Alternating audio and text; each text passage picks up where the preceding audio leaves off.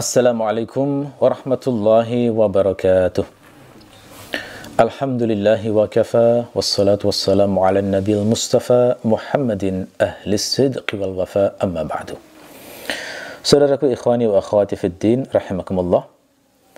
Insyaallah saya akan menyampaikan tema tentang aurat dan persentuhan lawan jenis dalam profesi kedokteran. Melihat aurat dan menyentuh lawan jenis adalah dua hal yang mau tidak mau hampir pasti akan dilakukan oleh seorang muslim yang memutuskan menjalani profesi sebagai seorang dokter. Memang kalau sakitnya ringan, barangkali memang tidak perlu adanya pemeriksaan atau tindakan yang mengharuskan dibuka aurat atau persentuhan dengan aurat.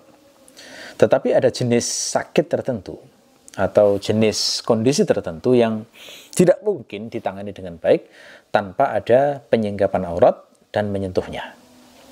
Apalagi dokter seperti dokter kandungan atau dokter kelamin misalnya, maka melihat aurat atau bahkan menyentuhnya itu adalah kegiatan sehari-hari yang memang dituntut oleh profesi tersebut. Nah, karena itu menjadi penting sekarang untuk membahas bagaimana sebenarnya penjelasan hukum Islam terkait isu ini.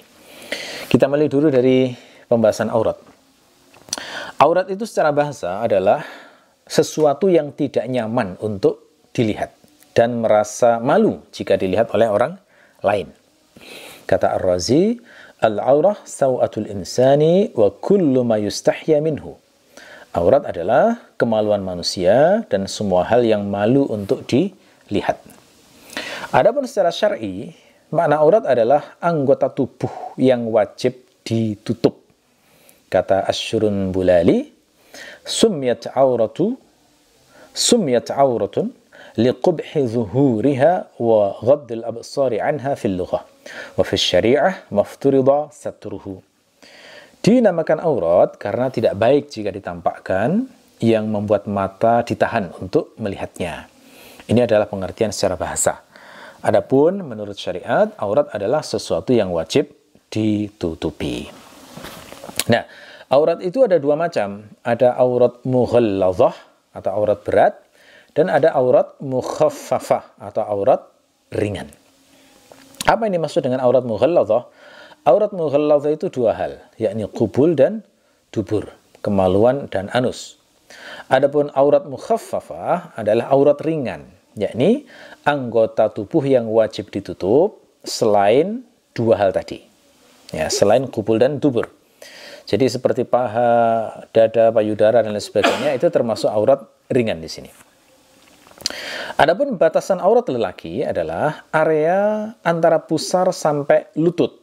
Ya, adapun pusar dan lututnya sendiri maka itu bukan aurat. Artinya bagi lelaki area yang wajib ditutup dalam kehidupan publik adalah minimal antara area pusar dan lutut.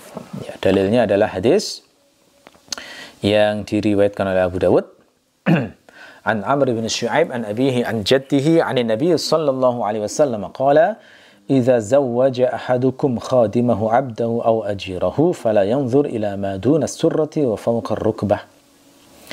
Dari Amr bin Shu'aib, dari ayahnya, dari kakeknya, dia berkata, Rasulullah sallallahu alaihi wasallam bersabda, apabila salah seorang di antara kalian menikahkan pembantunya dengan budaknya atau pekerjanya, maka janganlah dia melihat apa yang berada di bawah pusar dan di atas lutut. Jadi dalam hadis ini cukup jelas, Rasulullah melarang untuk melihat di bawah pusar dan di atas lututnya lelaki. Ini menunjukkan bahwa aurat lelaki memang di antara pusar dan paha.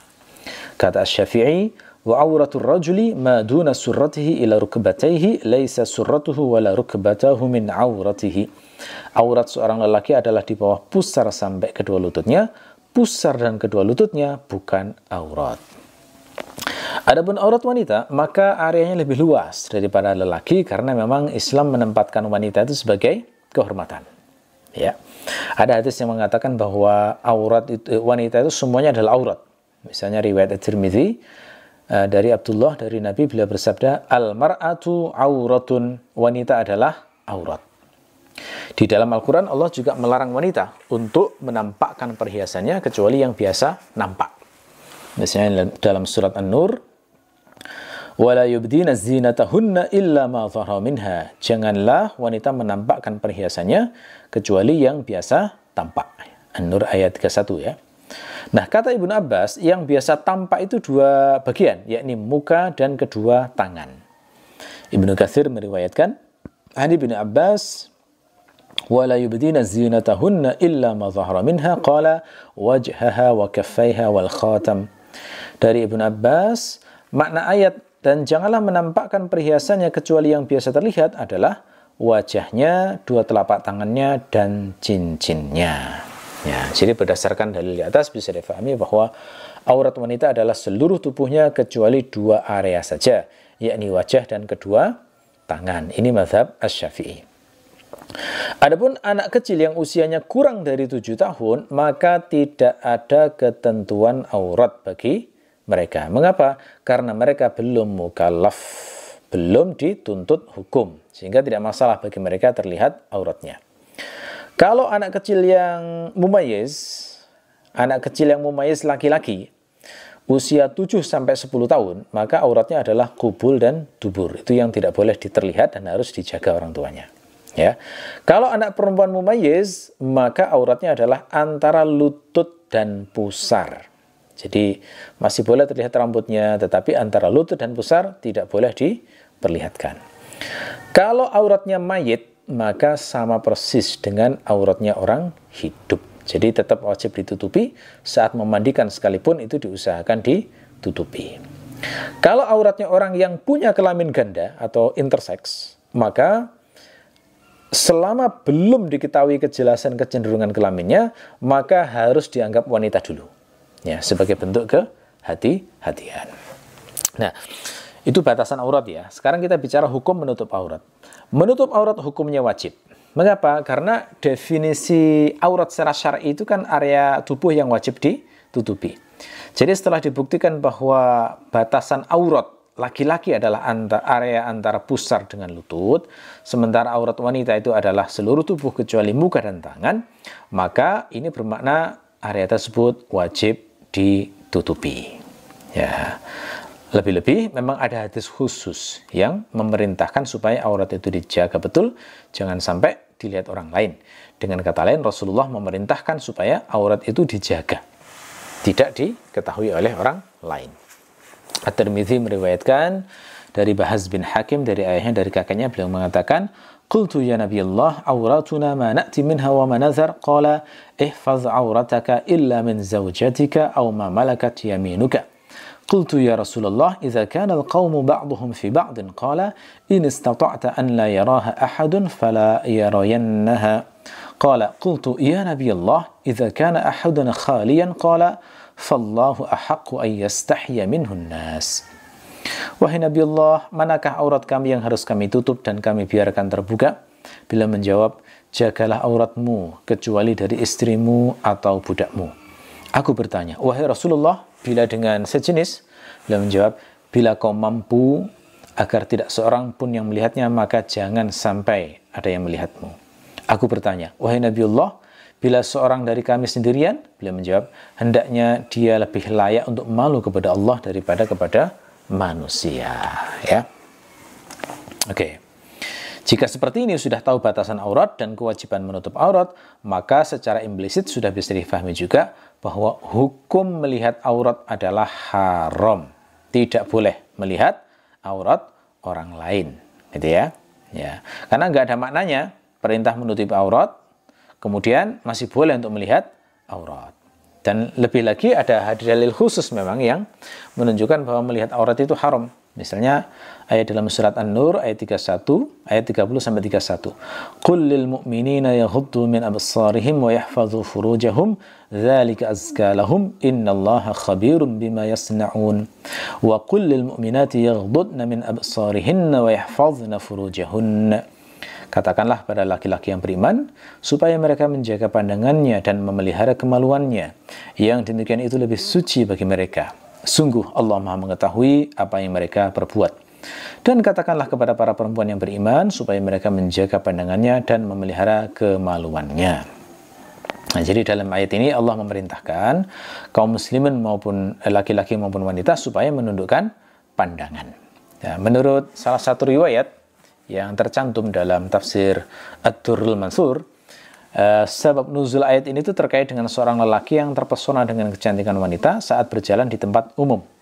Demikian terpesonanya lelaki itu sampai-sampai dia nggak sadar, nggak sengaja menabrak tembok hingga hidungnya berdarah. Ya, ketika peristiwa itu diceritakan pada Rasulullah, beliau mengatakan bahwa musibah hidung berdarah itu adalah kafarat atau penebus dosanya karena melihat wanita yang tidak halal baginya. Jadi ayat ini memerintahkan muslim supaya menjaga pandangannya, jangan sampai melihat yang haram. Melihat yang halal saja, ini wajah. Kalau sampai level menikmati, sudah diharamkan, apalagi melihat aurat yang jelas lebih berat daripada wajah. Ya. Dalil lain yang menunjukkan keharaman melihat aurat adalah perintah Rasulullah untuk segera memalingkan pandangan jika melihat aurat yang tidak disengaja, ya, secara yang tiba-tiba dan tidak disengaja. Abu Dawud meriwayatkan, an Jarir qala sa'altu Rasulullah sallallahu alaihi wasallam an nadhratil faj'ah faqala isrif basarak. Dari Jarir ia berkata, aku bertanya kepada Rasulullah sallallahu alaihi wasallam mengenai pandangan tiba-tiba, kemudian beliau berkata, palingkan pandanganmu. Ya. Ada juga hadis yang menunjukkan larangan melihat aurat, yakni larangan lugas Rasulullah kepada lelaki untuk melihat aurat laki-laki dan wanita melihat aurat wanita. Muslim meriwayatkan, an Abdurrahman bin Abi Sa'id Al-Khudri an abihi anna Rasulullah sallallahu alaihi wasallam qala la yanzuru ar-rajulu ila aurati ar-rajuli wala al-mar'atu ila aurati al-mar'ah. Dari Abdurrahman bin Sa'id Al-Khudri dari bapaknya bahwa Rasulullah bersabda, tidaklah boleh seorang laki-laki melihat aurat laki-laki dan perempuan melihat aurat perempuan. Ya. Dalil lain yang menunjukkan keharaman melihat aurat adalah peringatan Rasulullah bahwa mata itu bisa berzina. Zina yang dilakukan mata adalah melihat yang diharamkan Allah. Ya, Muslim meriwayatkan, an Abi Hurairah ani Nabi sallallahu alaihi wasallam qala kutiba ala bani Adam nasibuhu minaz zina mudrikun dzalika la mahalata fal aynani zinahuma an-nazar wal udhunani zinahuma al-istima' wal lisanu zinahuma al-kalam wal yadu zinahuma al-batshu wal rijlu zinahuma al-khuta wal qalbu yahwa wa yatamanna wa yusaddiqu dzalika al-farju wa yukadzibuhu. Dari Abu Hurairah, dari Rasulullah sallallahu alaihi wasallam beliau bersabda, sesungguhnya manusia itu telah ditentukan bagian perzinaannya yang pasti akan dijalaninya, tidak bisa tidak. Zina kedua mata adalah melihat, zina kedua telinga adalah mendengar, zina lidah adalah berbicara, zina kedua tangan adalah menyentuh, zina kedua kaki adalah melangkah, dan zina hati adalah berkeinginan atau berangan-angan. Sedangkan semuanya itu akan ditindaklanjuti atau ditolak oleh kemaluan. Dalil lain yang menunjukkan adalah syariat minta izin. Setiap muslim itu kalau ingin bertamu ke rumah orang lain itu diperintahkan minta izin. Tidak boleh masuk ke rumah orang tanpa pemberitahuan dan minta izin. Nah, maksud minta izin itu apa? Menjaga pandangan mata supaya tidak melihat aurat yang diharamkan oleh Allah. Ini pernah terjadi di masa Rasulullah itu. Seorang laki-laki mengintip kamar Rasulullah. Dan waktu itu Rasulullah membawa semacam penggaruk gitu ya. Begitu Rasulullah tahu, maka beliau itu mengatakan, andaikan saya tahu ada yang mengintip, maka beliau akan menusuk mata orang tersebut. Gitu ya. Ini ada dalam hadis riwayat Al-Bukhari. An Sahal bin Sa'ad qala ittala'a rajulun min khujrin fi khujari Nabi sallallahu alaihi wasallam wa ma'an Nabi sallallahu alaihi wasallam midran yahukku bihi ra'sahu faqala law a'lamu annaka tanzuru la ta'antu bihi fi 'ainika innama ju'ila al-istithanu min ajli al-basar. Dari Sahal bin Sa'ad ia berkata, seorang laki-laki pernah melongokkan kepalanya ke salah satu kamar Nabi. Waktu itu Nabi tengah membawa sisir untuk menyisir rambutnya. Lalu dia bersabda, seandainya aku tahu kamu mengintip, sungguh aku akan mencolok kedua matamu. Sesungguhnya meminta izin itu diberlakukan karena menjaga pandangan. Bahkan ada riwayat lain yang menegaskan bahwa orang yang mencongkel mata pengintipnya itu tidak dihitung dosa. Nah, ini bisa kita pahami ya. Kalau mencongkel mata pengintip tidak dihitung dosa, maka hal ini sekaligus menunjukkan betapa besarnya kehormatan aurat, sekaligus menunjukkan keharaman melihat aurat orang lain. Al-Bukhari meriwayatkan, An Abi Hurairah qala Abul Qasim sallallahu alaihi wasallam, "Law anna imra'an ittala'a 'alaika bighairi idhnin fa khadhaftahu bi'asatin fa faqa'ta 'ainahu lam yakun 'alaika junah." Dari Abu Hurairah yang mengatakan, Abul Qasim bersabda, jika seseorang mengintipmu tanpa seizinmu, lantas engkau tusuk dengan tongkat sehingga matanya buta, maka tidak ada dosa atasmu. Ya, oke. Jadi ini adalah hukum asal melihat aurat. Jadi bisa kita simpulkan ya, haram hukumnya melihat aurat. Termasuk dokter, sebenarnya hukum asalnya haram melihat aurat pasiennya, apalagi menyentuhnya. Nah, hanya saja hukum asal ini memiliki sejumlah pengecualian. Saya akan menyebutkan pengecualian-pengecualiannya termasuk dokter nanti ya. Ya, di antara pengecualian itu adalah kasus suami istri. Suami istri boleh melihat aurat secara mutlak. Ya. Suami boleh melihat aurat istrinya dan istri boleh melihat aurat suaminya. Kenapa? Karena suami istri itu boleh istimta, bersenang-senang. Nah, istimta itu mencakup perbuatan melihat, memegang, meraba sampai berhubungan suami istri, gitu ya. Oke. Dalil yang menunjukkan kebolehan istimta secara mutlak itu adalah ayat Al-Qur'an, "Hunna libasul lakum wa antum libasun lahunna." Mereka adalah pakaian bagimu dan kamu pun adalah pakaian bagi mereka. Surat Al-Baqarah ayat 187.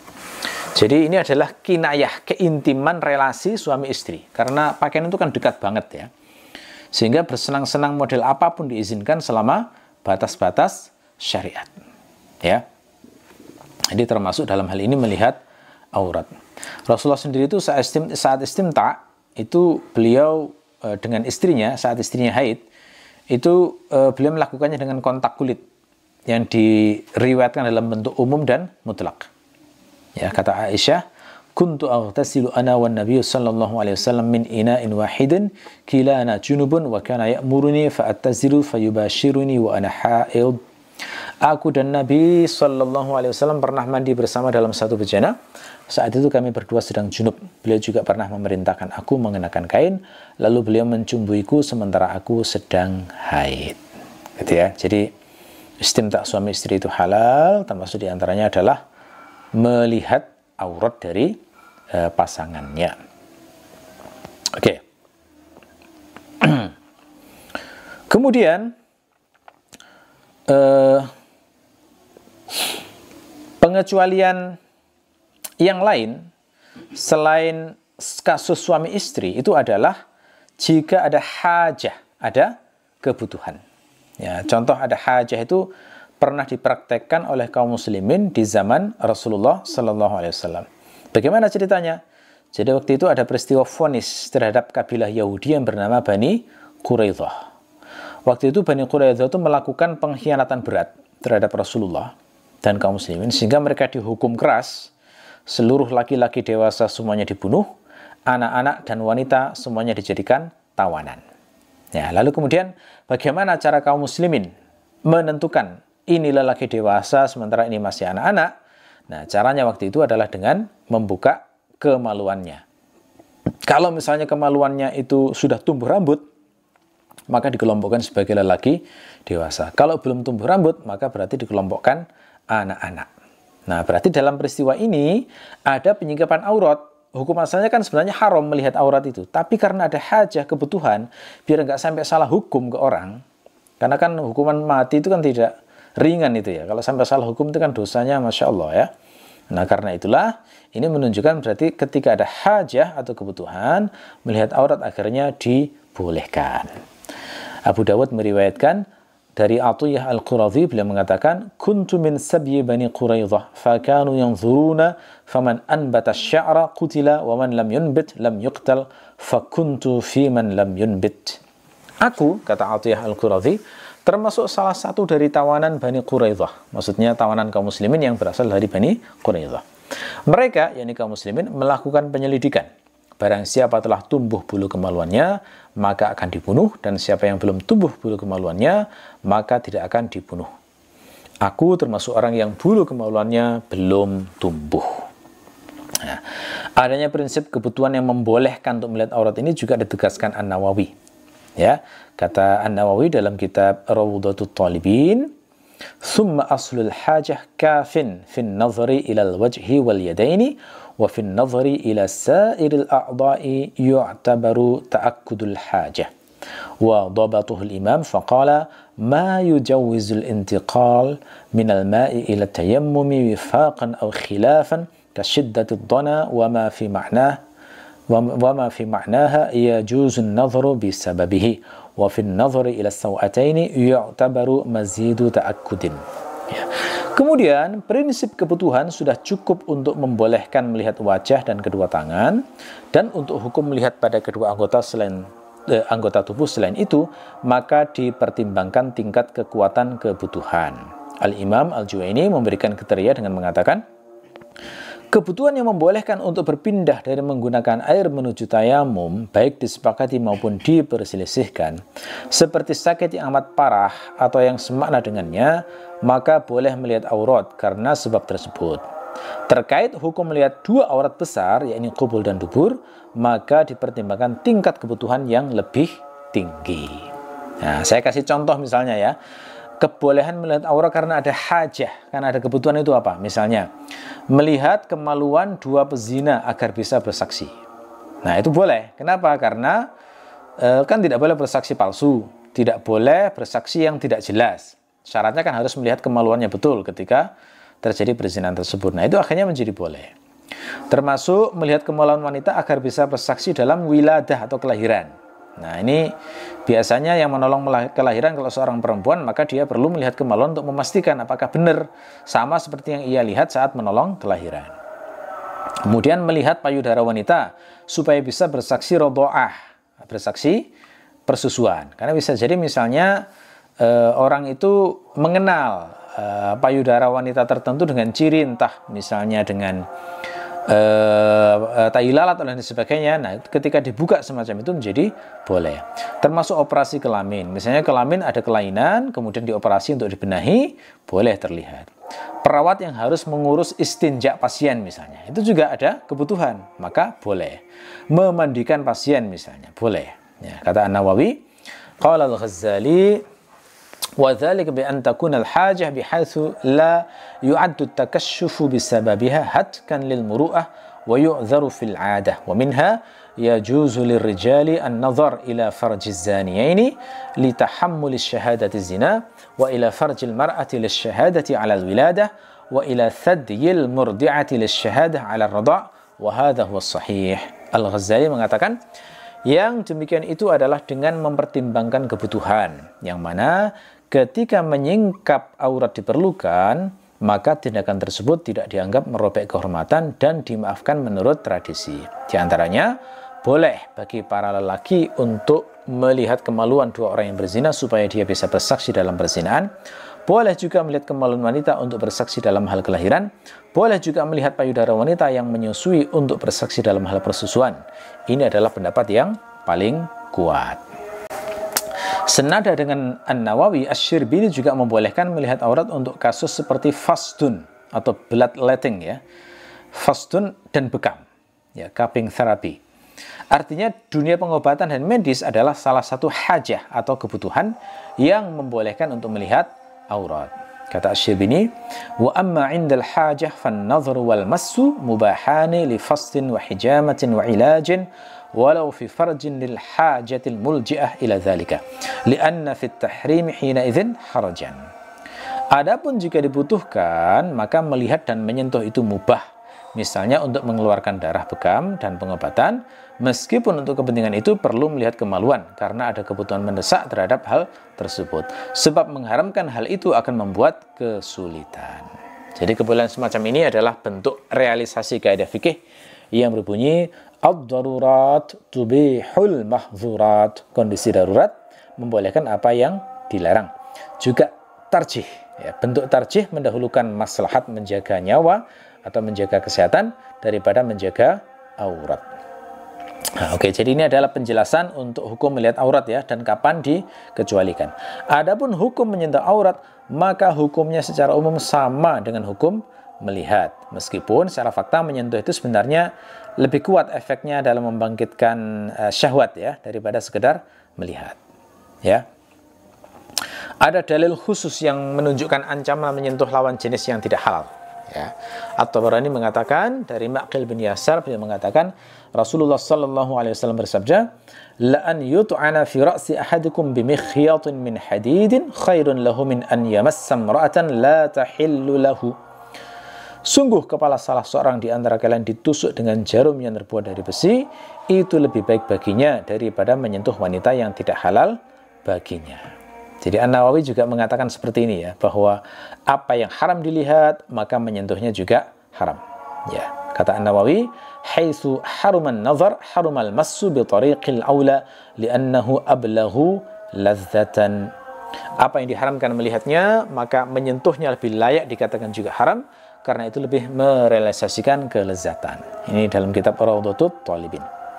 Jadi kalau hukum menyentuh sama dengan hukum melihat, maka berarti pengecualiannya juga sama. Artinya, aurat pasien itu hukum asalnya haram disentuh. Tapi jika ada hajah atau kebutuhan, maka hukumnya menjadi mubah. Nah, hukum semacam ini tidak membedakan apakah dokternya laki-laki maupun wanita. Artinya, dokter lelaki boleh melihat dan menyentuh aurat pasien wanita jika memang dibutuhkan, lebih-lebih sesama lelaki. Sebagaimana dokter wanita juga boleh melihat dan menyentuh aurat pasien lelaki jika dibutuhkan, lebih-lebih sesama wanita. Kata Asy-Syirbini, "Falir rajuli mudawatul mar'ati wa aksuhu."